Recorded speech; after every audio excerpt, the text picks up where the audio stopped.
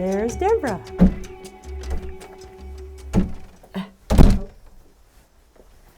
Okay.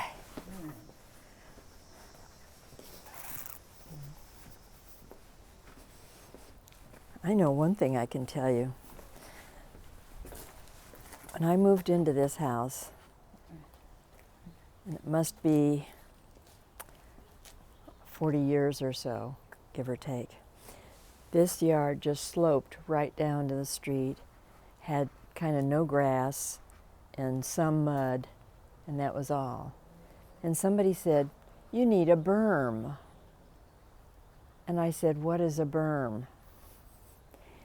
And they said, "Well, I'll show you. And if we build this up and we fill this dirt in and we do this, it'll be so much more attractive than sloping." And seriously, when we had heavy rain, it'd just go. It was a mess. It was, and that, some of those are original plants and they have just flourished. They're all kind of native and they don't need anything. I put some roses in, but people comment on it all the time. It's kind of, because it's a corner lot, you know, people see it as they're turning or slowing down or whatever.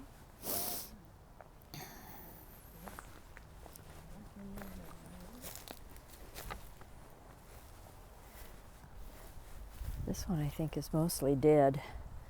They've had a hard winter last year and a hard summer this year, so. Plus roses are just, don't do well in this climate. Have to give them too much care. I have all kinds of critters here. Every once in a while I'll find the neighbor cat lounging in the shade. This is a new tree. I haven't had this. I've just had this a few years. And he promised me, he said, this is a red maple, and this is what we term a medium rapid growth. So it's not going to be the fastest tree to grow, but it should by now have red leaves that are falling off the limbs. But I guess if the Smokies don't have leaves, why, I can go along with that.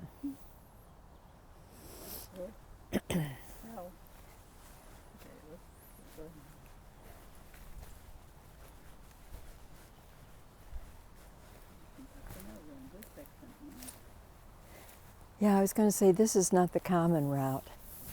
And it's kind of too bad because I've got a camellia bush here and I've got hollyhocks. And I never get to see them because I'm sitting in the living room on the other side of the fireplace. But they're on their own like everything else in the yard.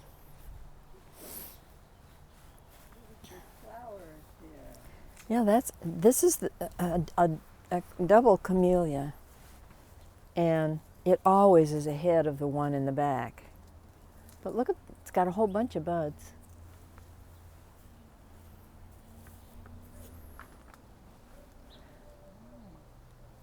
I feel a little guilty, people who work and slave in their yard and they do things, and I don't do anything.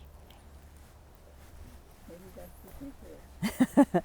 Well, most of the things don't trip on the tree roots and stuff.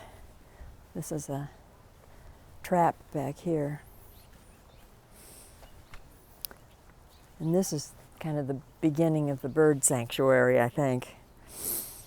And I've got, let's see, 1, 2, 3, 4, 5.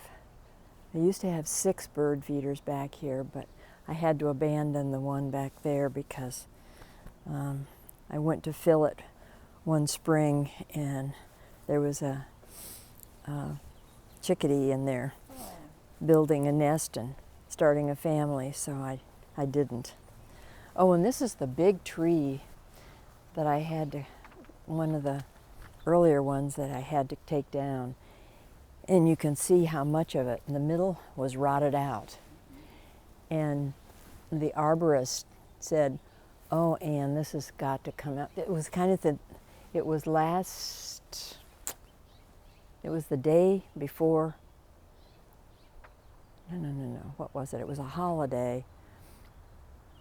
And I think it was going to happen on it must have been Thanksgiving. And he said, we've got our whole week booked, but this is dangerous.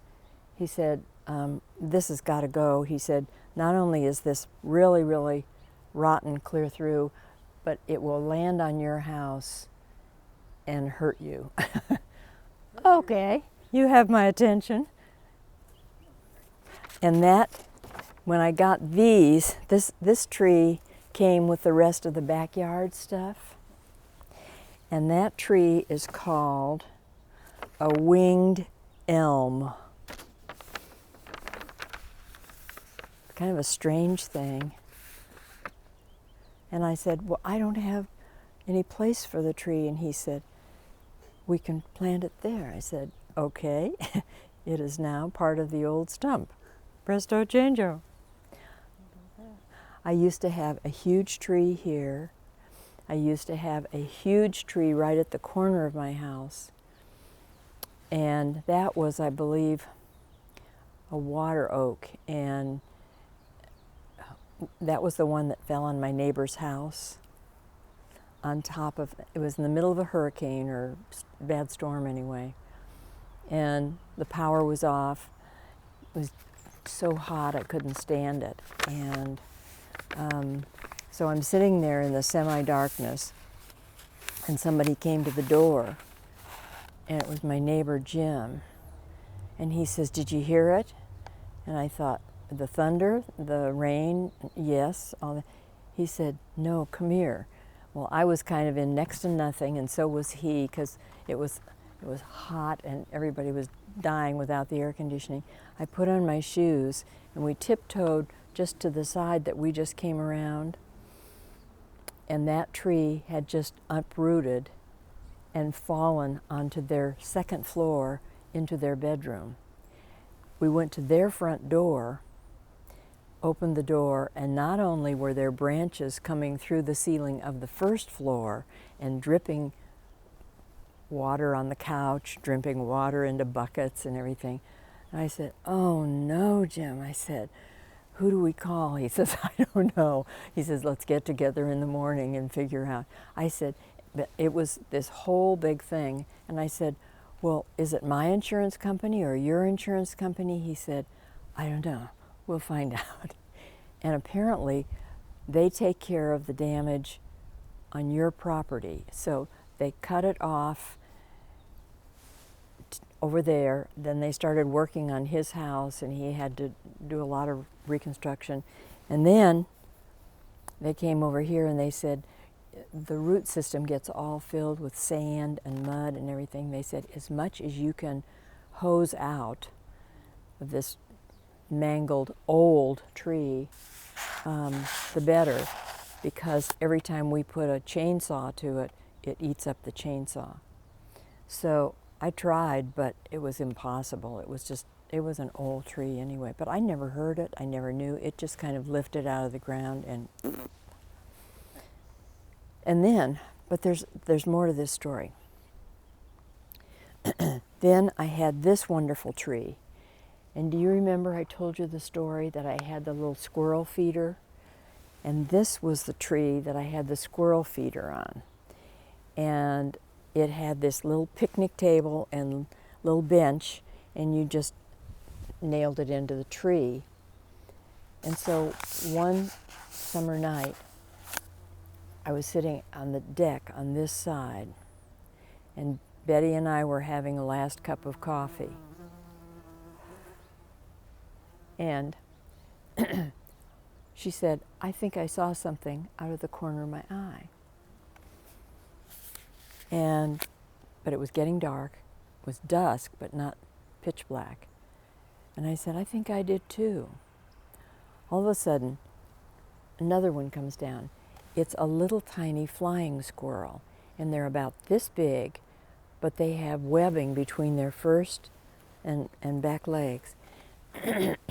And gliding in here, they would come around the trunk. Well, we did it for 2 nights in a row because I thought, now tomorrow night I'm going to put the floodlight on. And the floodlight just kind of made a circle so that you could see a bright light right on that corn cob. It was just hilarious. They came and stripped that little corn cob, and I thought, But they were so shy and so afraid of the light. They'd zoom around the back of the tree, and then you'd hear up above the light, crunch, crunch, crunch, crunch, crunch, crunch.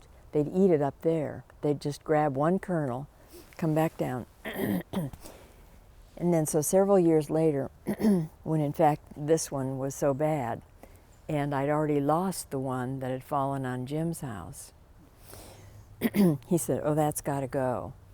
And as we were just kind of walking out, I said, do you remember the flying squirrels that I used to have? I really don't know where they went or what happened. And he said, well, they're cavity dwellers. They live in cavities of dying trees. That's where they were. And the minute that one came down, and they go up one tree and then coast down. And so I miss my little flying squirrels. But it's a good story, don't you think? Great story. So when was that? I mean, it was 6-7 years ago. Yeah, Anyway. yeah. Yeah, I remember the tree incident.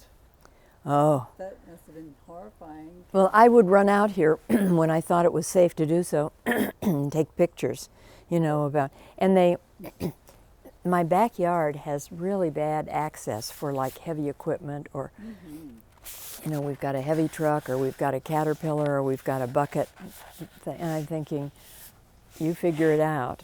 And this tree, which is a live oak, still has a nick in it where they came by because there's no way to get out. So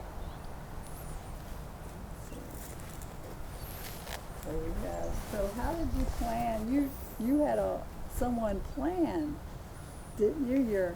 Your whole backyard. The back half. Nice now. I love. It's the same people. They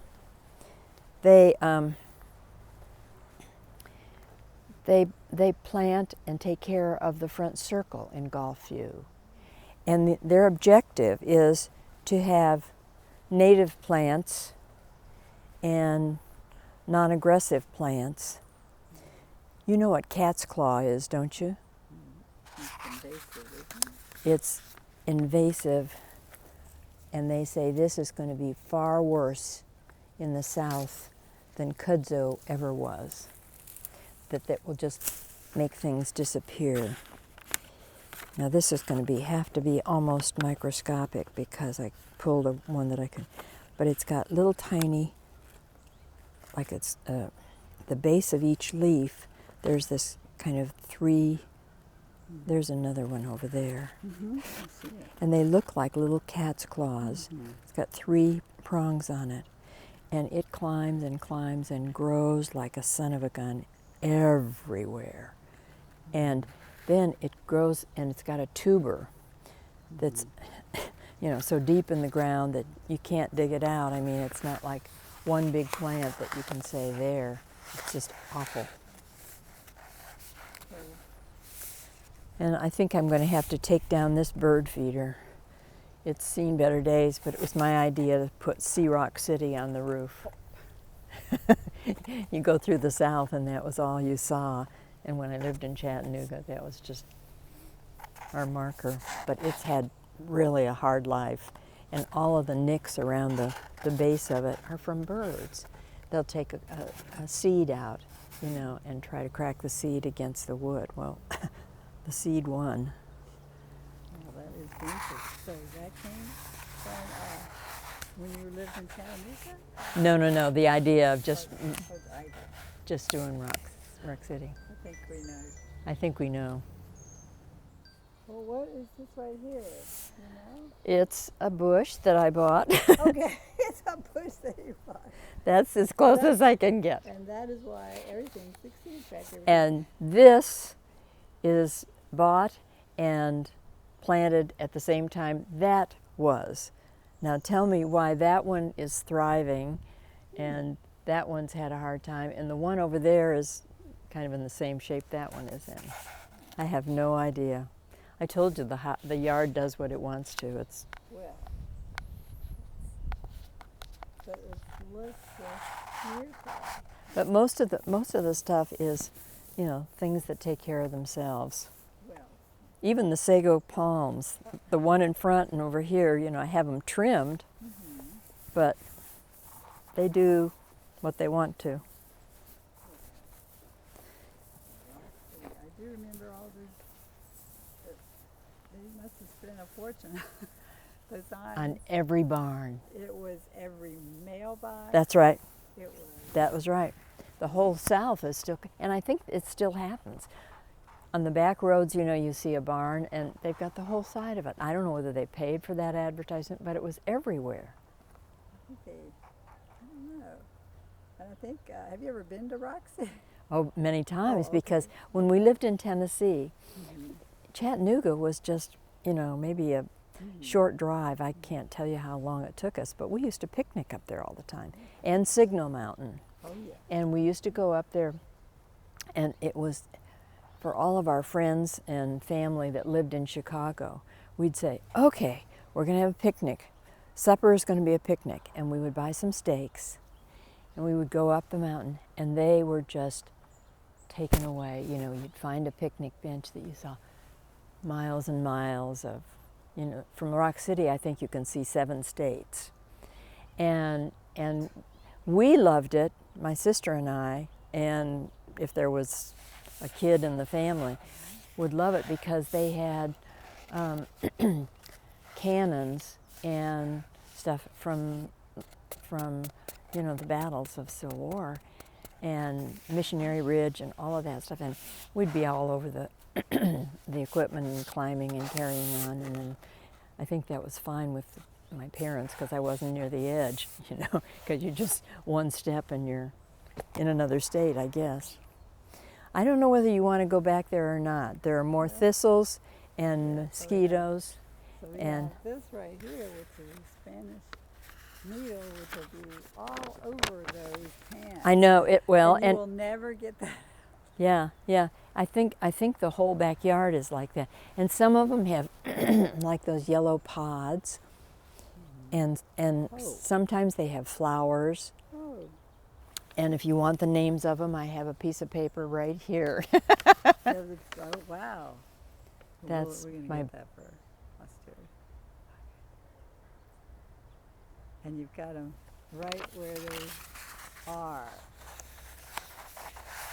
Yeah, these look like plants that you just. But see, they're native plants. Yes. They're not invasive. But they attract butterflies and bees. Did you see the bee that came by me? Yes. Yeah, and I thought, oh, I love it. And I see, I've got a hummingbird that comes all the time.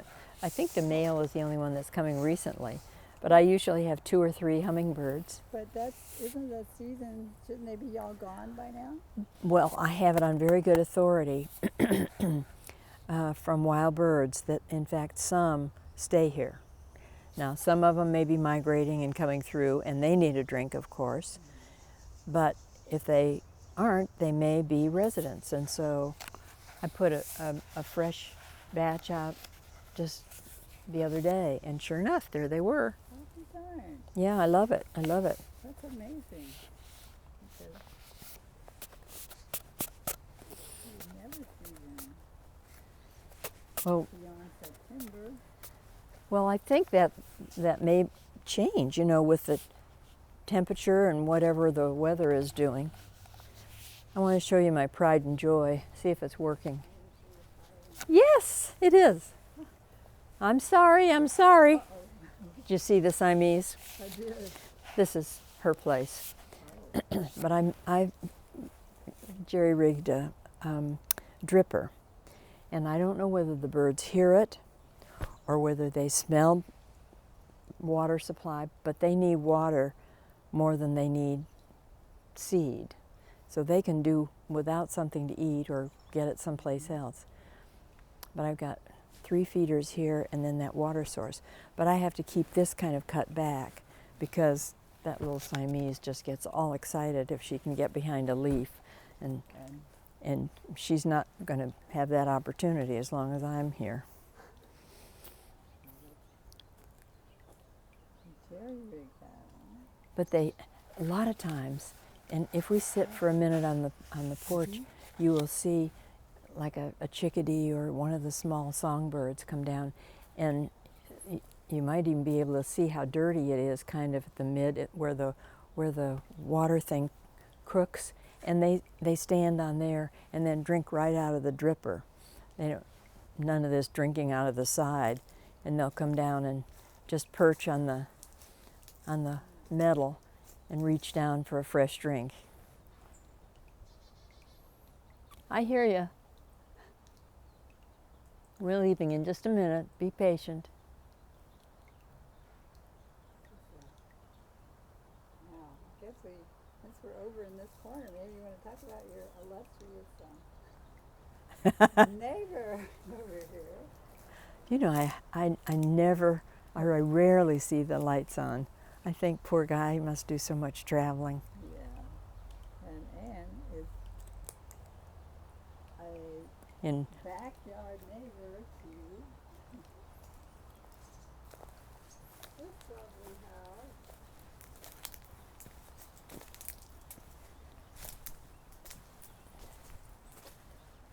And that is none other than President Fox. That's right. And you never see him out mowing the lawn or anything? Well, you know, there was some talk that his wife wanted an Olympic-sized pool. And so all I could do was just imagine that there were going to be more caterpillars and more backup noises and that kind of thing with more construction. And I don't know what happened to it, or if it didn't happen, but they don't have a pool right now. Or maybe it was money, I don't know.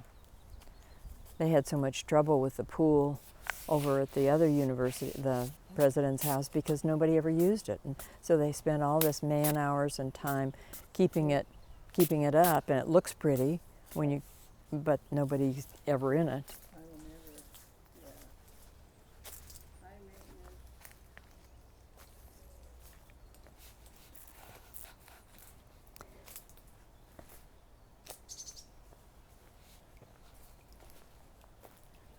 We're going. Yeah, you did.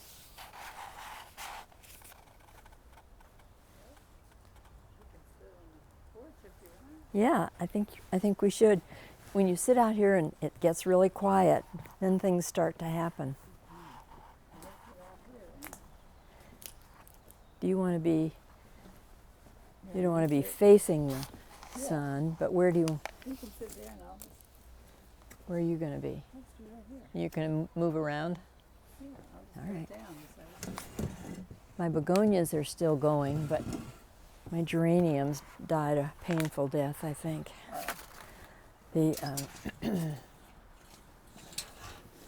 And you see the floodlight that you tripped over there? Oh, yeah. That'll happen even in a storm, you know, if you. Well, there you are. Let me see if I can get the chicken.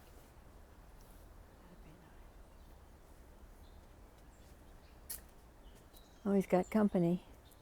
That's one of my little house finch. And they are just wonderful. And I've got, see, I told you, on the top of the hook.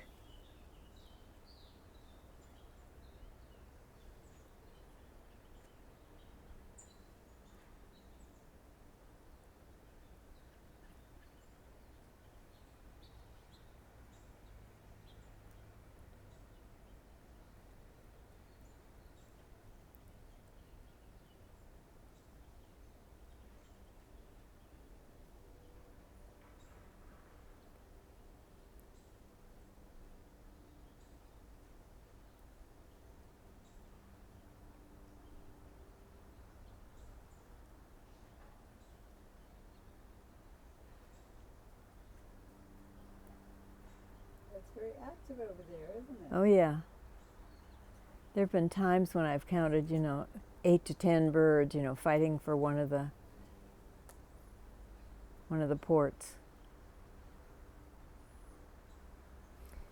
And that's the feed I get that the squirrels do not like, because, I battled with squirrels for years and years. I've got baffles and all kinds of things to deter them, but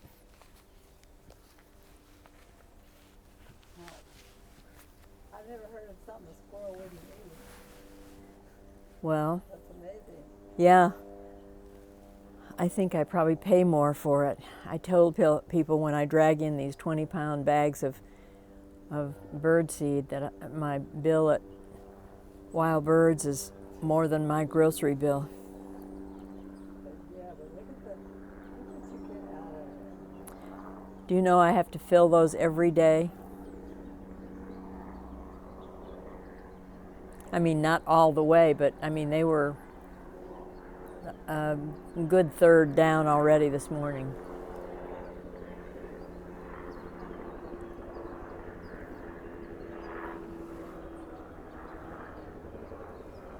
You hear all the twittering in the bushes?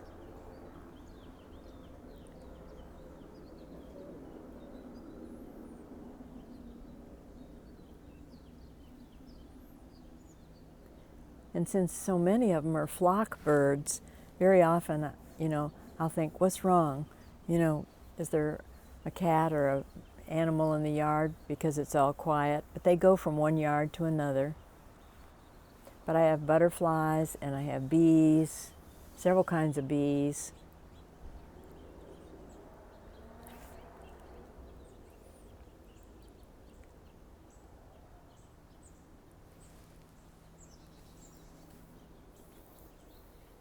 And if I sit out here really quietly and I'm reading or something, the hummingbird will come and hover right in front of me, kind of testing me or something. And if I'm real still and I don't turn a page or I don't move my head, then he'll go to the feeder.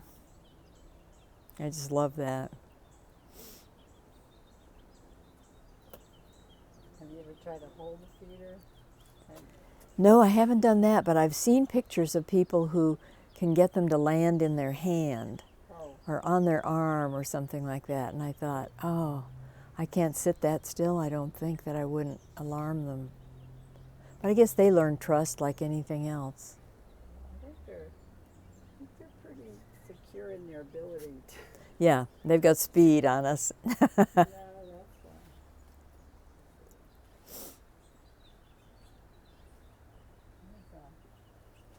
The garden is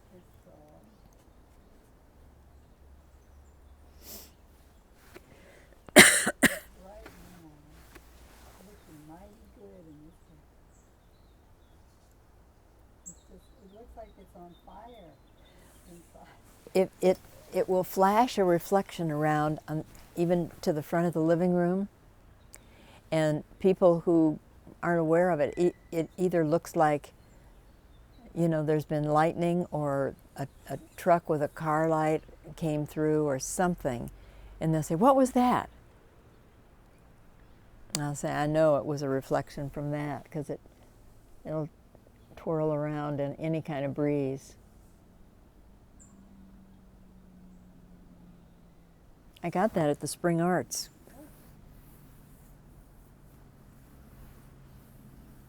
Amazing.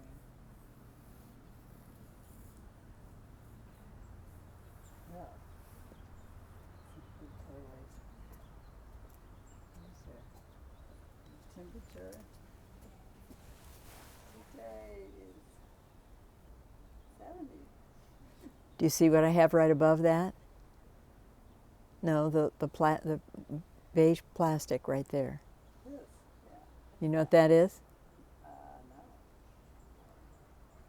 It's a clothesline. Oh, I've never seen a clothesline like that. I got it because I thought, well, why should I burn up my electric bill? And there are things that take a long time to dry, and if rain isn't predicted, I'll just throw a towel or something over this. It's just wonderful. But I thought, gosh, and that was at a time when I thought, I don't know whether my neighbors are going to think that's a cool thing, but they all think it's wonderful. I've got the best neighborhood in the city, I think. Oh, look at her. Yep. The crowd waited until we moved away. Do you see my watering pan? I have to change that, of course, every day, Yes. not just for mosquitoes, but because my floodlights come on all during the night because the raccoons bring whatever they've dug up and they rinse it off in this watering can. You know how they like water and they always wash things off in a stream or something? Well, they don't have a stream here, so I provide a dish for water. And that light colored leaf that's right there by the banister, I'm told that's a citrus tree. Don't ask me how it got there or what it is, but it keeps growing, and I guess I have a citrus tree. I'm gonna look at it. It's got little prickles on it. Oh, yeah, that's a dead giveaway. What is it? What kind? I don't know. It doesn't look like a.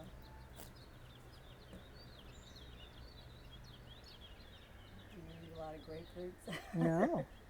Or oranges? It Uh-uh. could have been just volunteered somewhere, you know. Twice I told somebody to dig it up, and they said, that's a citrus tree. It is with those thorns like that. But those, it doesn't look like an orange or grapefruit for that matter. I wonder. Well, I put in a plum tree way in the back a long time ago, but because it was so far out, I hardly ever checked it, and I would see it if it had blossom on it in the spring. And so I went back there, and the raccoons, the minute there was fruit to be had crawled up this little sapling and bent off the branch, and then it happened the next year the same time, and I thought, they're going to beat me to it every time. And so I've got this strange thing going up, up, up, up, and I'm thinking, you're on your own. I can't save you. So this, obviously, this is a long work in progress. Well, it's interesting to see how the trees have changed. I mean, large trees, you know, the ones out there that were live oak and just huge. That pine right there, I'm told, is 150 years old. And every once in a while there'll be a branch that comes down. But when we had the pine beetle scare, I just watched it like a hawk, and I thought, you know. I've forgotten about that. Yeah. Boy, there's been a lot of stuff when you think about it.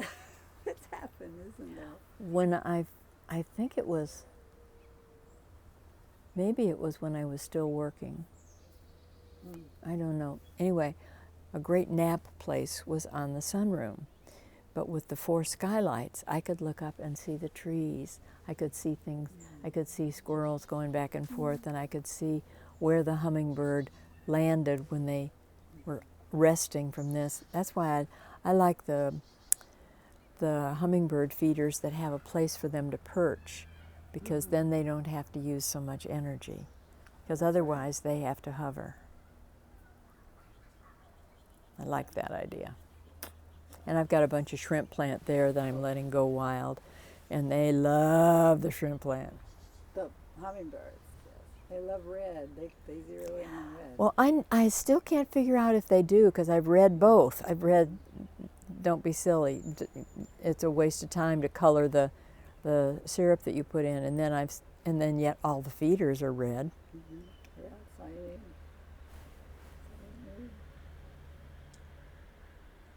So you came.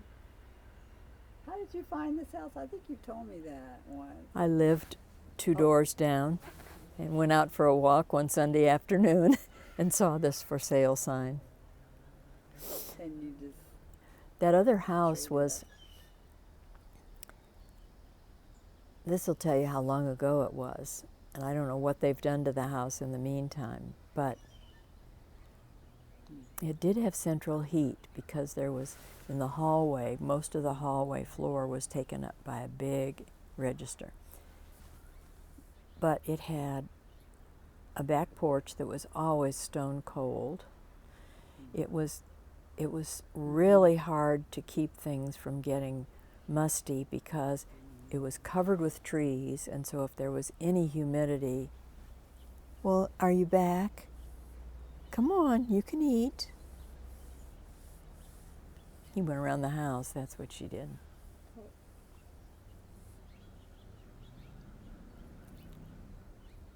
I don't know where the other one is. So what, were the people were just selling it? They were moved, or somebody passed away? Or? Down here, the people who lived in this house, I believe their name was Moore. And I think that they were moving to Cedar Key. No, not Cedar Key, Key West. Oh, Key West. okay. And had already moved out because when I saw the sign, it looked empty. And so I, creeping around, peeking in the door, I thought, oh gosh, somebody's here. I'm going to feel like such a strange. And anyway, they they had already gone and had turned it over to the realtor. And at first I thought, oh, this is going to be way, way, way, way too big, because that house was just teeny, just teeny. And this living room was all terrazzo floors. And that kind of makes it twice as cold. You know, if it's cold outside, it's kind of the ambient temperature for your feet. And, but that was about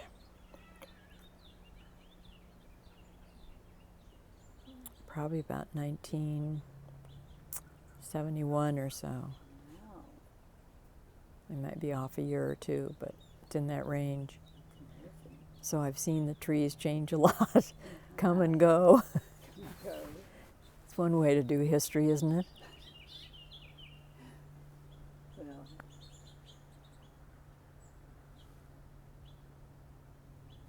so who were your neighbors then? Were they this university professor? Down there? Yeah, or anywhere. Now, you mean? Yeah, or over time, has that changed? Or? Interestingly enough, Gene Chalmers said that about 40% of the neighborhood was rental, but it's a surprise to most of us because I know there's some rental, but it's very expensive for like 3 students to say, you know, let's do the house because it's so close to the university, so the prices are kind of high. And then, but the rest of the long-term residents, some of them are, you know, in second generation for living here. That's what the Gagers are across the street. So is Katie Stryker.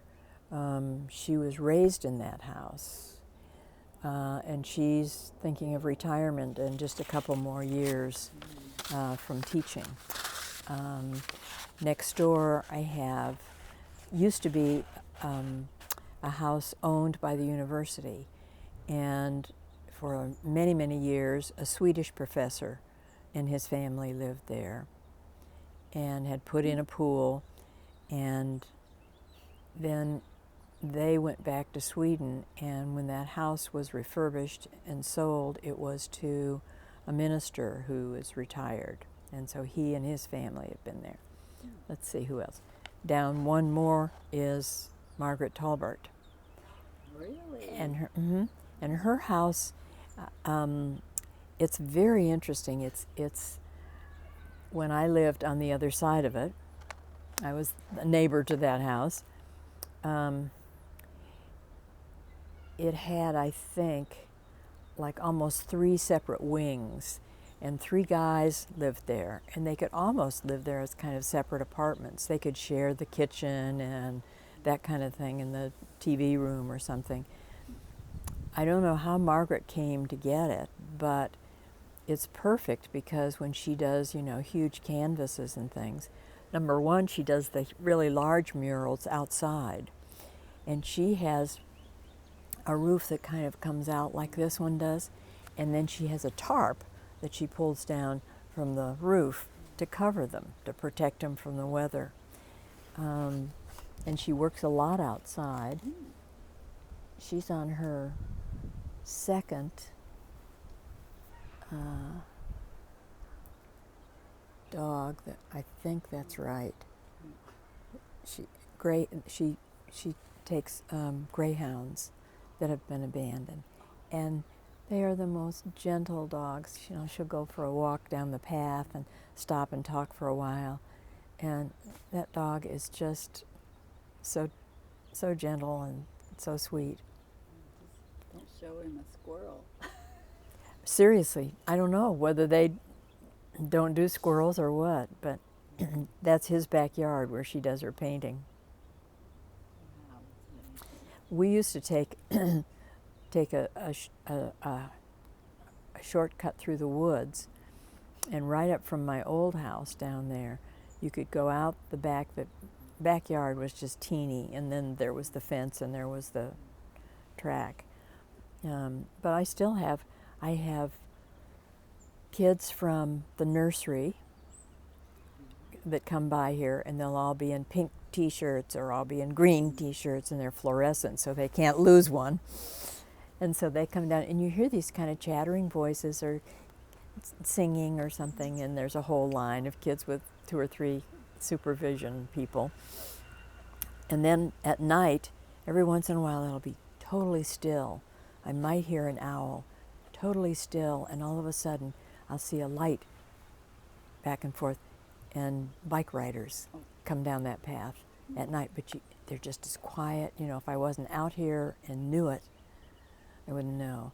Runners still come. When we have the Florida relays, the relayers particularly will go down, and that way, you know, they can keep their team together and get their cadence for longer distances.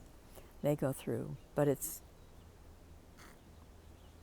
they put up a half fence down at the end, and when people have never been on that trail, like a motorcycle or something, and they tear down there, they think they can get through because you can't see it from a block away. And then they get down there and they realize, but it's wide enough for a bike with no trouble. In fact, the guys don't get off the bike. But you've got to be an accomplished rider. You can't. So you're talking about the scooters and things? Well, no, I mean motorcycle. Oh, my goodness. Okay. And I feel like they're destructive to the nature call. Although I don't know, did they have some kind of military flyover yesterday? Do you know? I heard the helicopters. Was that what it Must was? have been. Because I was in the theater, and so I didn't hear it, but they practiced the day before. They Yes. practiced something, and They that's kept when you practicing. and that's when you and I were talking. And they kept coming over and over and over. How much practice do they need? I guess I bet it was military. it had to have been because you can't fly. It's illegal to fly in formation like that. Well, and It's a bit- when I hear a really fast jet, I know that's, you know, from one of the bases. Mhm. Mhm.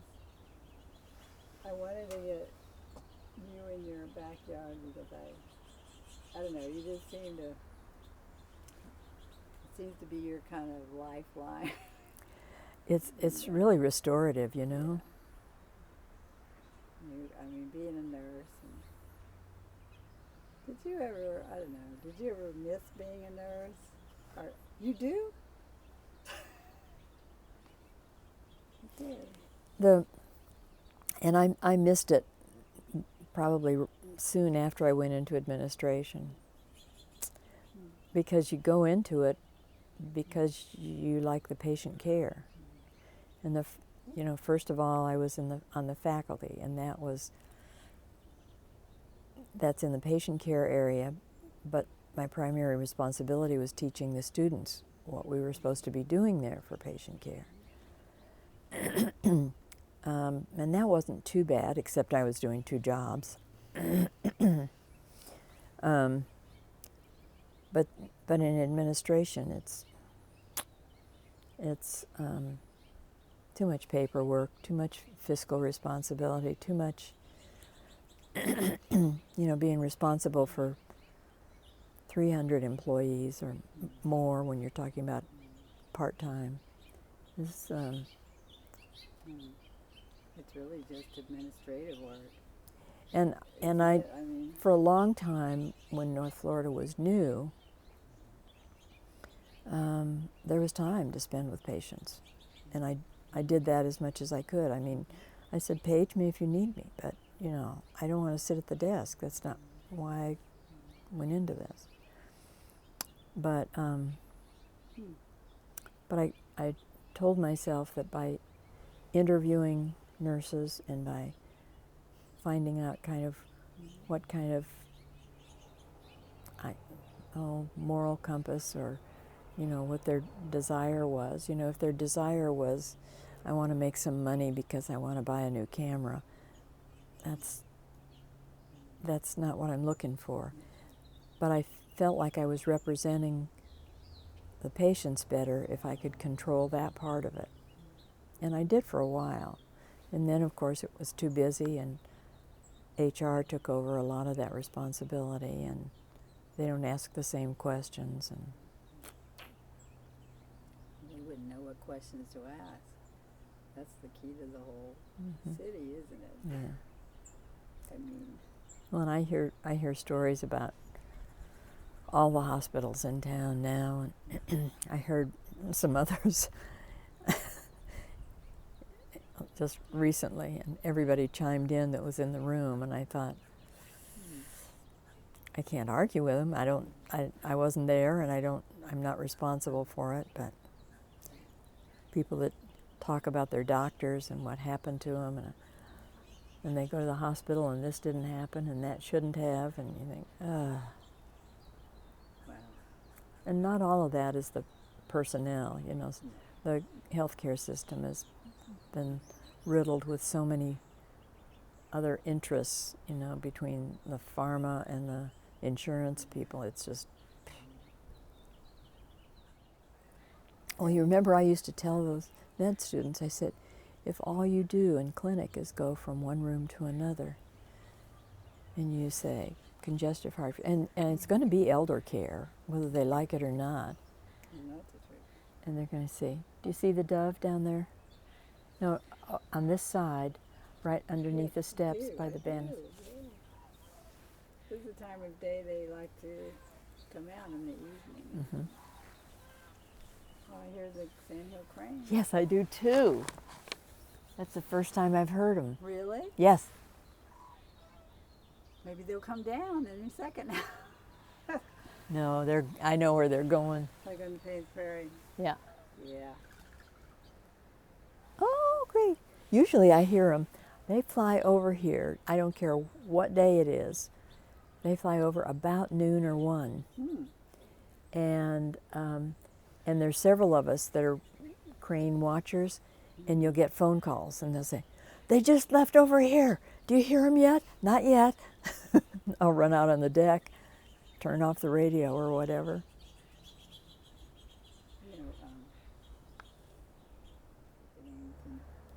I was going to put on this flyer, and I realized I didn't know how the Veterans Project actually started. Well, I didn't start it. I didn't start it. There were a couple of things in there, and I just can't remember. I don't know. Julian might know if anybody did.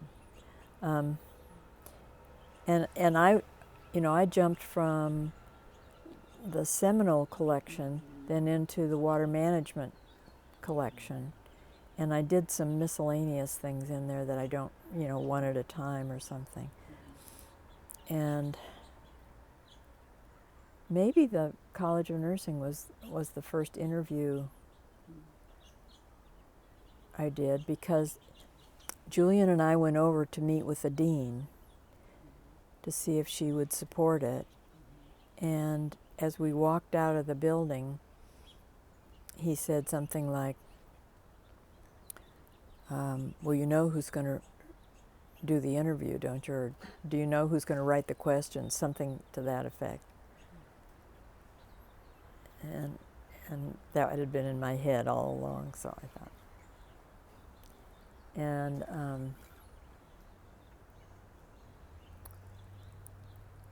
I don't know. I don't know. A couple of I've been struck by going back over some of the collection things. A couple of the things that I did were just because nobody else was available. The one for Yad Vashem with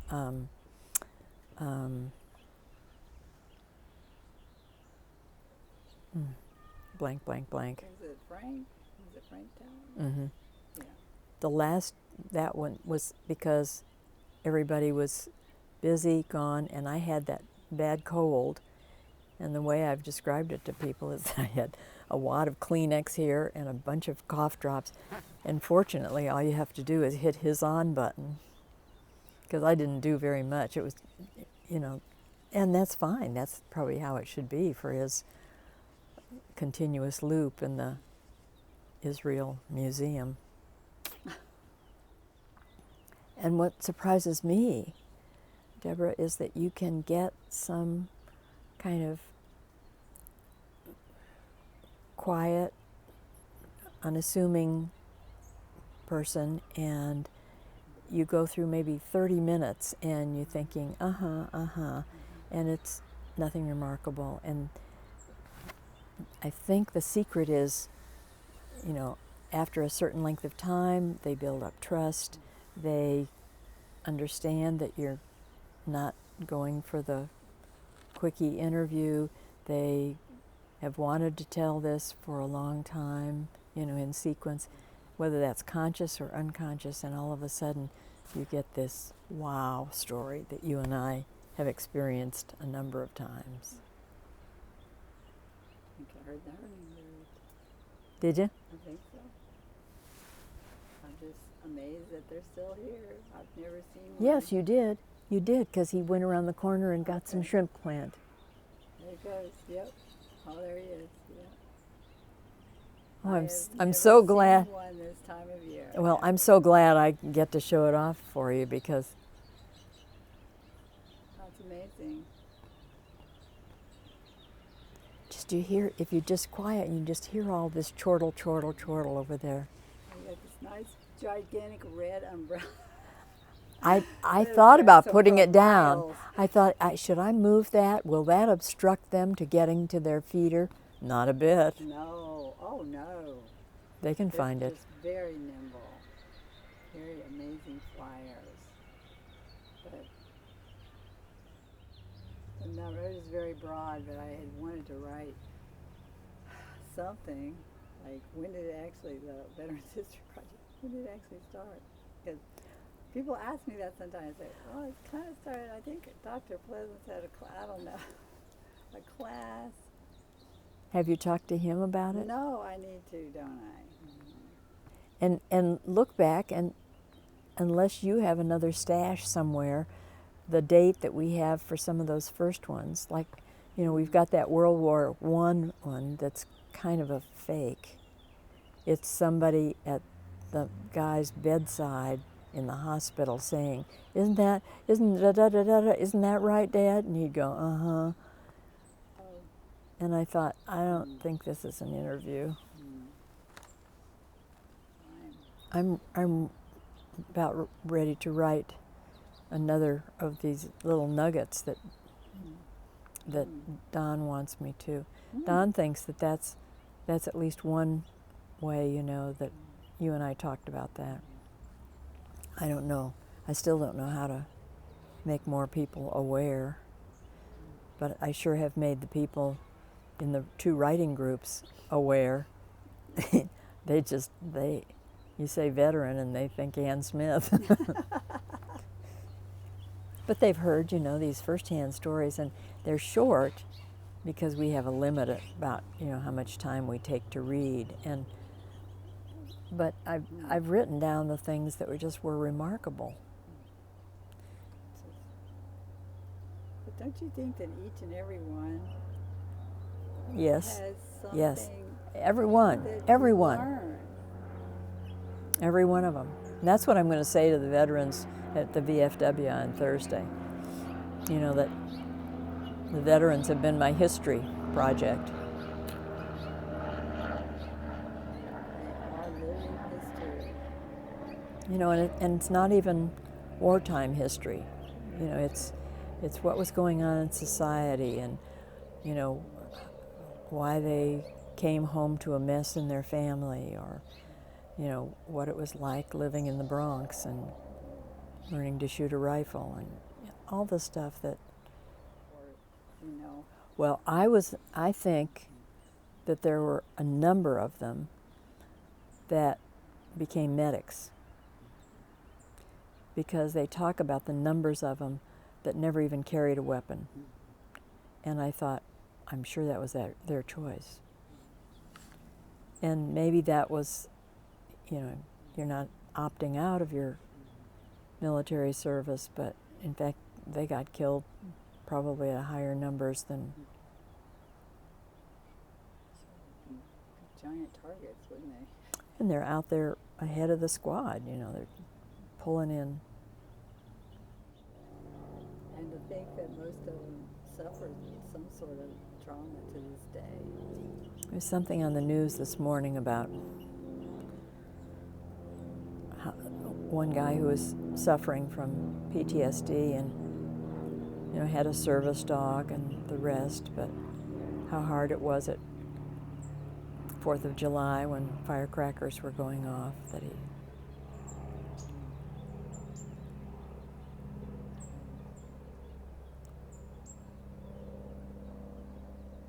In some ways, the ones that really don't get a lot of recovery, they kind of have sacrificed their life as if they had died anyway. They can't form relationships and they have trouble with jobs. That's why so many of them are just fall through the cracks. They're and yeah. no help for them. I was always thinking that, you know, because the stories are so painful to listen to in a lot of ways. I don't know who else could, you know, could be exposed to that except for a nurse, maybe. Yeah. Didn't it ever get to you, or? Yeah, and one of the things that, I don't know where I learned it, but I knew it was other people that knew it too, is that you can't just do the stiff upper lip thing, and particularly when you're comforting families, you know, and if they're crying, I'm crying. But what nurses do best is then go find your colleagues, and you know, when you take coffee break or dinner break, you go back in the room and talk about it, because if you don't, you know, you'll think about it tonight, all night.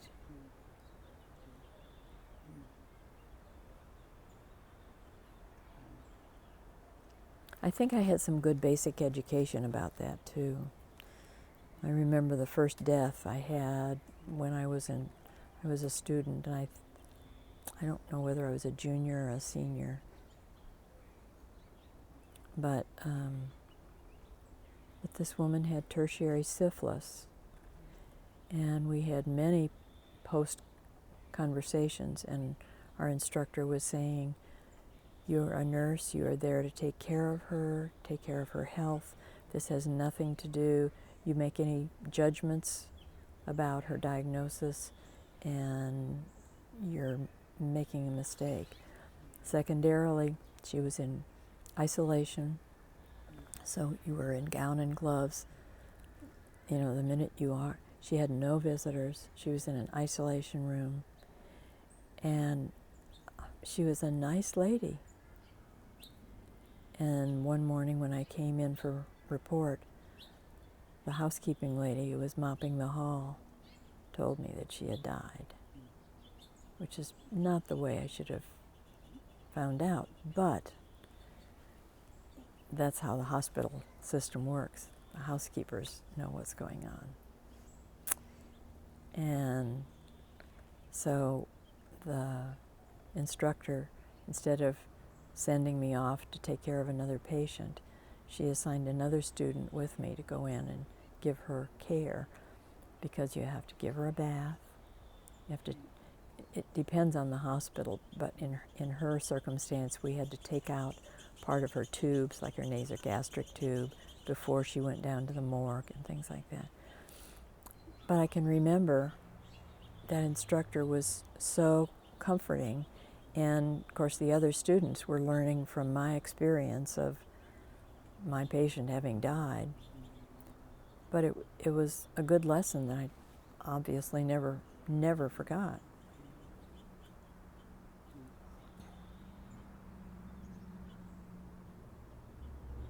But you know, patients roll in and you take them as they are.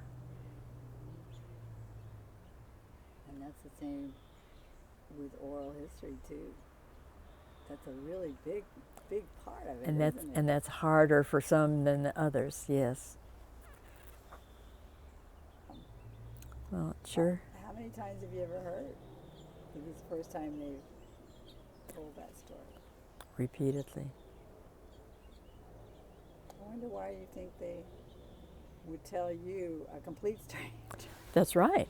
Why?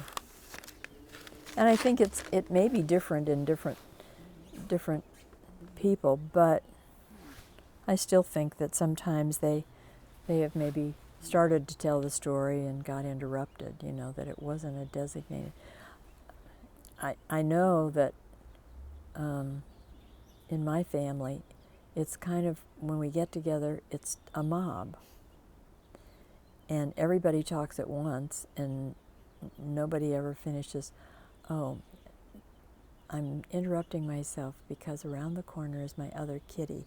If we stay real still and don't do a lot of moving, she may come for her supper.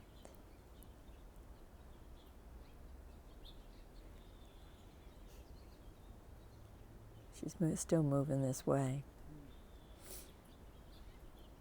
But I've often thought that you know, in a family like mine, you know, it's rare, you know, for two people to finish a concept, you know, just talking one-on-one, because you're always interrupted. It used to be, you know, the kids, you know, one of the children. There she is. Are you a good girl? She's such a good girl, but she's very wary.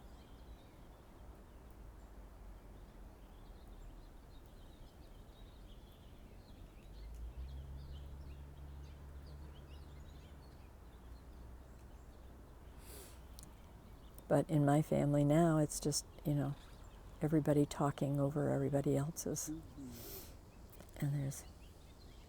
That's every family. Well, it's probably more common than it... I mean, you know, I use the example of Thanksgiving dinner and everybody, you know, interrupting, you know, pass the potatoes. And I think that's just how things are when you... I think about Tony Duke, though, and how his uncle used to take him in the back room and show him, you know, the 10 ways you could kill somebody with your bare hands. Thanks a lot, Tony. But, you know, he kind of took him out of the fray, you know, so they just talked about things just together, just one-on-one. That's probably why he remembered him so vividly. That's a good point. The other morning I came out, and it was the first cold snap, I guess, the first night when it was really cold, and I thought, oh, I wonder if my girls, meaning the Siamese, and that one, did all right during the night. And I came out here, and there was just a huge black cat right by the door, and he's been here from time to time. I don't know where he lives, or if he's a stray, or what, but he came for breakfast that morning. And breakfast was served. Yes. I just can't not. But every once in a while, most of the time this neighborhood is just so genuine and so warm. I mean, I tell about the Christmas that Margaret started and initiated a Christmas caroling. So the neighbors go around singing Christmas carols. Somebody else provided a whole bunch of Christmas carol books so that we had music and we had words, and that's on page 17. Oh, okay. And so we're running around the neighborhood. I mean, now, where does that happen? Not anymore. You have somebody who's sick, and somebody says, "What can I do? You know, do you want me to go get your groceries for you?" Da da da da da da.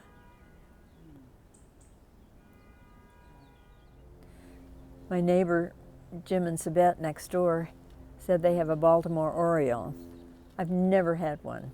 I can't tell you how many oranges I stick on a nail and hope for the best.